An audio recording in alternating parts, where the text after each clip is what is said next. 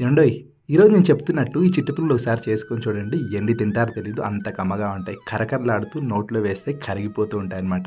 అలాంటి పెద్ద కష్టమేం కాదు. చేసుకోవడం సులువు, రుచి అమోఘం. అలాంటి రెసిపీ తెలుసుకోవాలి కదా! పదండి తెలుసుకుందాం. దానికోసం ఒక కప్పు ఇడ్లీ పిండి కావాలి. ఇడ్లీ పిండిలోకి ఒక చిన్న కప్పు గోధుమ పిండి వేసుకోవాలి.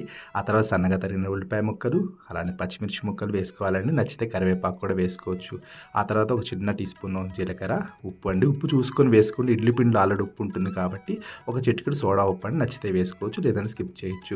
వీటన్నిటిని వేసుకొని బాగా కలుపుకోవాలి. ఒకవేళ నీళ్లు పడతాయంటే కొద్దిగా వేసుకోండి, ఒకేసారి పోసేయకండి. ఈ విధంగా పిండి కలుపుకొని పక్కన పెట్టుకోవాలి. ఆ తర్వాత వేయించుకోవడం కోసం నూనె వేడి చేసుకుందామండి. నూనె వేడి చేసుకొని చిన్న చిన్న పునుగుల్లాగా వేసుకొని మీడియం ఫ్లేమ్లో పెట్టుకొని 1 నిమిషం పాటు అట్లా వదిలేసి గరిటె పెట్టి కలుపుకోవాలండి. ఒకేసారి గరిటె పెడితే చిదురైపోతాయి అన్నమాట.